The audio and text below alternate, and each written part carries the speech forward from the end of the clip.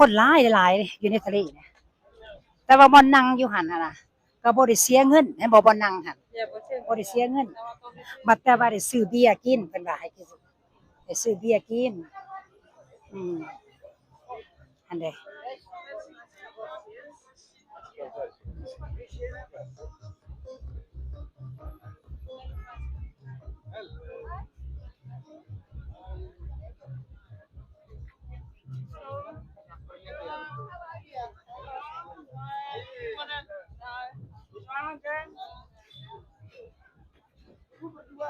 แต่ว่า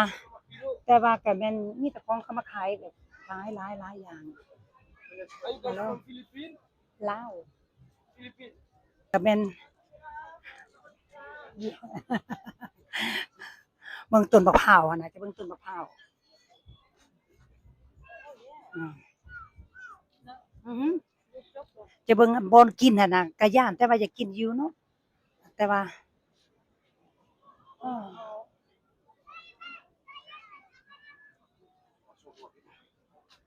อย่างกันอยู่นี่ล่ะ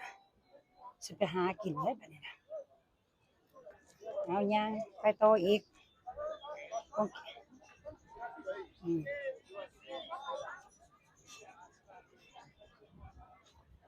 โอ้อันใดมีห่านตัวนั้นห่านหยังตัวนั้นน่ะละกาซาห่านละกาซา Sunset เห็นบ่เออเขาก็มีหลายอย่างก็มีสเต็กมีบีฟสเต็กมีหลายอย่างอยู่เด้ fried rice ก็มีอา มีหลายอย่างอยู่มีหลายอย่างเออค็อกเทลเป็น buy one ลาว Thailand ก็มีคนดำได้เห็นบ่เนี่ยก็มีคนดำฮัลโหลมีคนดำมาเฮ็ดเวียกย่างออกมานอกเมืองปะนี่ย่างออกมานอกข้างๆ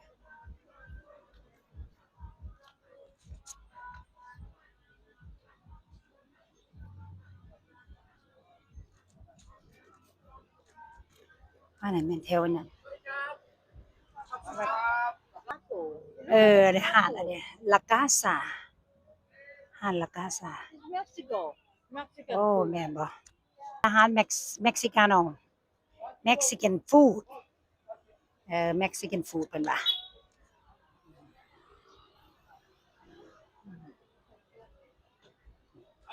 ฮัลโหล yes น้องเพิ่นอยู่ไส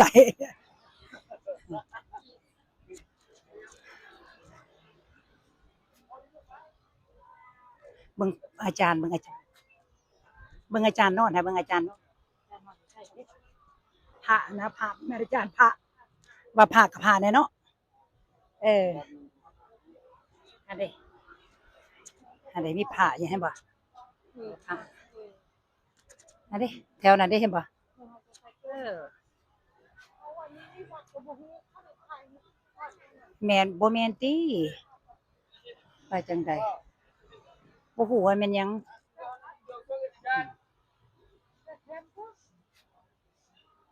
no good โอเคเอาไป thank you อันนี้เนี่ยบ่แม่นอันนั้นเด้อบ่แม่นวัดคิดว่าวัดบ่แม่นแต่ว่าตัวนี้นี่เป็นอันโรงแรมเพิ่นว่าเป็นโรงแรมว้าวโรงแรมมีอันนี้อยู่หน้าบ้านมีนี่หน้าเพิ่นอยู่หน้าโรงแรมได้เนี่ยนะเห็นบ่โอ้เพิ่นเอาพระมาอยู่หน้าโรงแรมแล้วก็แล้วก็อยู่ใกล้อันน่ะทะเลอีกว่าซั่นโอ้น่าโหดเออเป็นแบบนี้ให้ได้หาอันนี้มันเป็นหาดอาหารเพิ่นทางในนี่งามดีเห็นบ่งามๆแล้วก็มีหาดอาหารทางในงามหลายอ้าวก็โอ้มันมีหาดอาหารอยู่เบิ่งนี่แหน่แล้วก็มีหาดอาหารอยู่ทางเทิงอีกหั้นเด้หาดอาหารมีสเต็กมีหยังหลายอย่างอยู่อันเด้ทางไหนเห็นกันล่ะ yes okay ไปต่อ eat anything I say โอเคหนทางนะน้อยๆหนทางนี่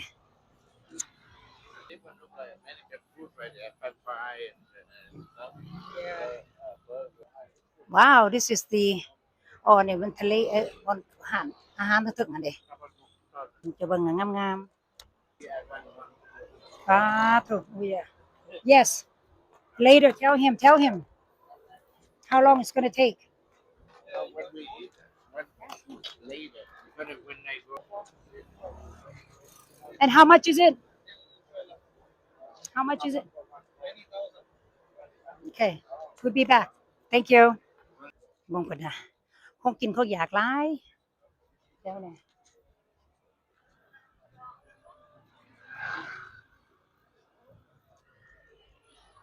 หารอาหารเพิ่น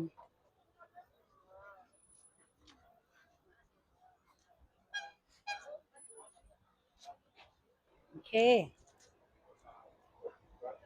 yes มันเป็นคือขนมเป๋า Over here, too small. small one yeah very small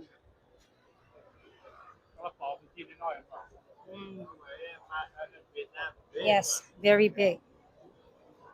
here again we come back again not done yet Woo! อันนี้เห็นบ่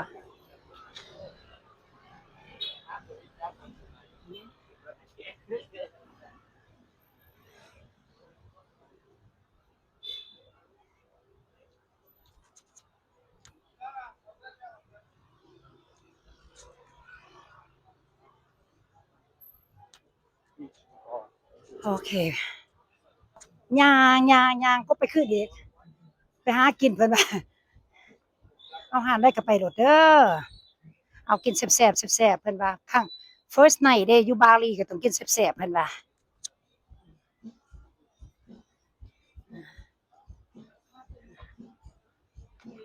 อือฮึอันนี้มีลายแบรนด์อีกเห็นบ่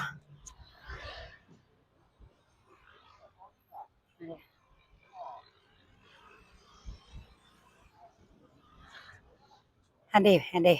พิ่นสิเข้าหานี่